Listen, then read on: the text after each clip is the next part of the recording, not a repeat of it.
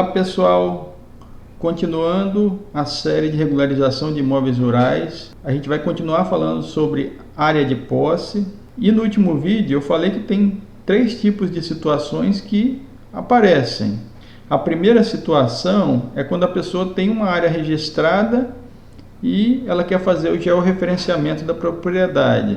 Nesse tipo de situação a gente verifica que a área, na maioria das vezes, que está no documento, não bate com a área que foi feita do levantamento topográfico. Nesse tipo de situação, a gente entra com o processo de retificação de registro de imóveis junto ao órgão competente do Estado para conseguir uma certidão de anuência e a planta de discriminação para confirmar, por meio desse órgão competente do Estado, a localização dela. E nessa situação a gente descobre uma área de posse que a princípio o proprietário não sabia. Outra situação são as pessoas que têm já no seu imóvel cadastrado uma área registrada e uma área de posse. E a terceira situação, aquelas pessoas que têm apenas uma área de posse cadastrada, ou muitas vezes não tem nem cadastrada, né? Não tem o CCIR, às vezes paga só o ITR, né? E declara isso todo ano. Nesse tipo de situação, a gente primeiro tenta confirmar, que é até recomendado, é exatamente você requerer ao Estado aquela área que a princípio você presume que seja devoluta. E mesmo que o processo seja indeferido, porque a gente descobre que existe uma área registrada naquela área presumidamente devoluta, né, que a gente tem posse, a gente precisa desse diagnóstico para dar prosseguimento à regularização. Mas o que eu vou falar aqui nesse vídeo hoje são várias situações que às vezes as pessoas nem imaginam que acontecem e que a gente às vezes não acredita. Só por curiosidade, quando você dá entrada no processo de regularização fundiária para a legitimação de uma terra devoluta, duas coisas que são exigidas são: a primeira, a cadeia dominial sucessória com origem no Estado. A segunda, certidão do cartório de registro de imóveis atestando não haver quaisquer registros ou matrículas anteriores sobre a área legitimanda. Primeiro, cadeia dominial sucessória.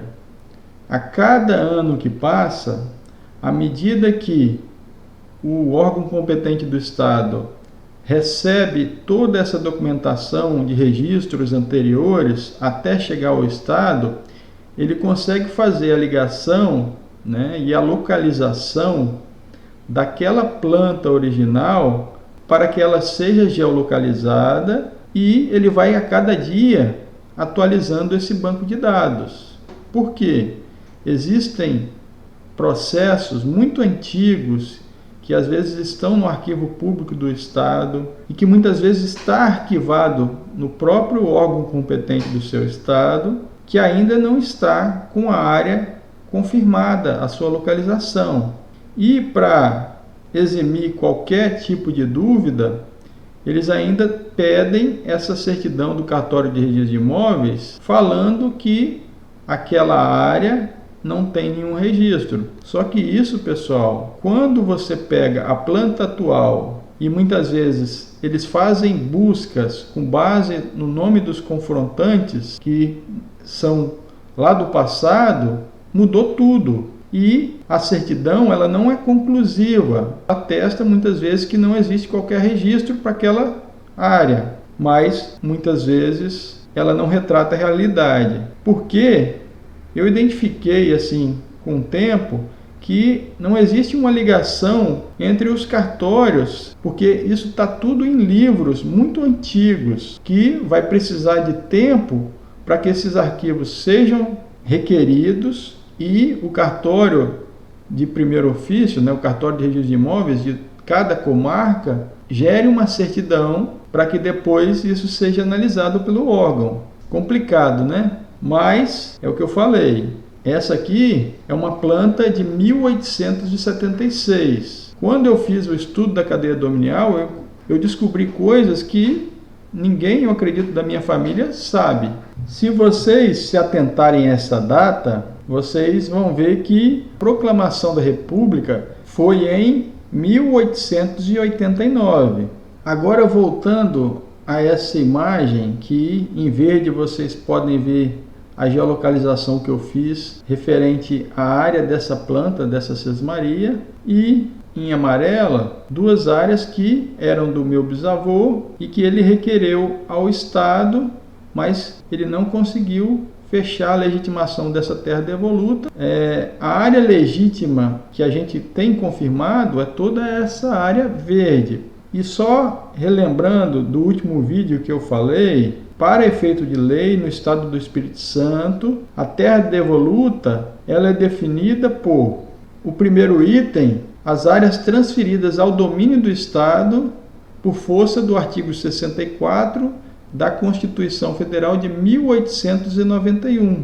E, além disso, aquelas áreas onde as pessoas não conseguiram provar sua origem proveniente do Estado. E nessa situação, pessoal, em determinado momento, uma pessoa nessa área verde, ela pode solicitar ao Estado a legitimação da terra devoluta, só que a área não é devoluta. E como ela não conseguiu provar, ela conseguiu um título em cima de um outro título, ou seja, uma duplicidade de títulos. Dois documentos referente a uma parte de terra que se sobrepõe, uma sobreposição de área. Isso acontece, pessoal. E nesse tipo de situação, quem que é o dono?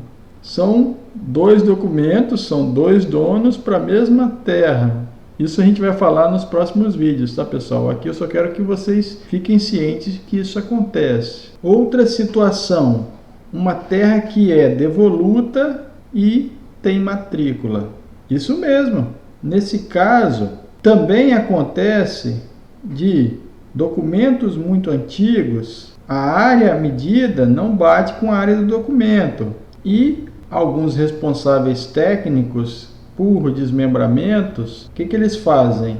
Eles precisam apresentar uma planta referente àquela matrícula. E mesmo que não seja a área da matrícula, para fechar aquela área exata, eles fazem esse tipo de planta que não representa a área real da matrícula. E nesse caso, anexam áreas devolutas para posteriormente serem desmembradas, inclusive anexando ao imóvel uma área de outro título para poder conseguir fazer isso. Ou ainda áreas que foi feito um remembramento, mas as áreas não eram contíguas, né? Então gerou uma matrícula a partir dessa fusão, só que tem uma área de um lado e uma área lá do outro lado da propriedade, mas elas não estão ligadas. E situações opostas, onde aquela matrícula foi desdobrada, gerando duas parcelas, né? Duas áreas separadas. Portanto, para a situação onde a pessoa possui uma área legítima anexa a uma área de posse, o Estado procura identificar as áreas legítimas e, por exclusão, as áreas que não estão representando aquele domínio, por exclusão, são áreas de posse, né, presumidamente devolutas. Só que tem processos que o vizinho já chegou a requerer de alguma forma e apresentou a cadeia dominial. Nesse momento é descoberto que aquela área que a pessoa tem posse tem um domínio, né, tem uma matrícula, só que ela não está registrada no nome da pessoa que tem posse. Eu passei alguns exemplos que envolviam questões técnicas quanto à parte de cartografia, né, quanto às peças técnicas, de erros que aconteciam principalmente no passado, já que não tinha a tecnologia que tem hoje, por exemplo, com o sistema de informações geográficas. No passado, as plantas eram desenhadas à mão e as coordenadas elas eram arbitrárias, elas não eram coordenadas geográficas. Elas partiam de um levantamento feito por caminhamento. E era mais difícil acessar essas informações de processos antigos de legitimação e conseguir essas plantas e memoriais descritivos para a gente analisar. Portanto, aconteciam erros da parte técnica e também problemas associados às questões jurídicas. Como, por exemplo, uma pessoa que está comprando a área não fazer a escritura pública ou não cobrar das pessoas que estão vendendo, né, os herdeiros, que fechem o inventário para que ela consiga registrar. Sendo que muitas dessas situações as pessoas faziam só o contrato ou um recibo, não davam prosseguimento com o registro e o pagamento dos devidos impostos, que são obrigatórios, e deixavam tudo como está. Deixam ainda, né? Só que isso é um barato que sai caro. Depois dá mais trabalho, custa mais para regularizar. E você que ficou até o final do vídeo e que passa por essa situação, saiba que quem tem área de posse, na maioria dos casos, as áreas já são registradas em nome de outras pessoas, que muitas vezes já vieram a falecer ou ainda podem estar vivas, só que não foi feita essa escritura pública. Para fechar a ideia desse vídeo, não dá para acreditar que as pessoas parem só no recibo, acreditando depois que vai ser fácil de regularizar a propriedade, principalmente com o tempo passando. Fiquem atentos à legislação, sabendo o que precisa ser feito, que a gente vai falar nos próximos vídeos, para que você faça o caminho certo para deixar sua propriedade no seu nome registrada, regularizada. Esse é o recado e até o próximo vídeo.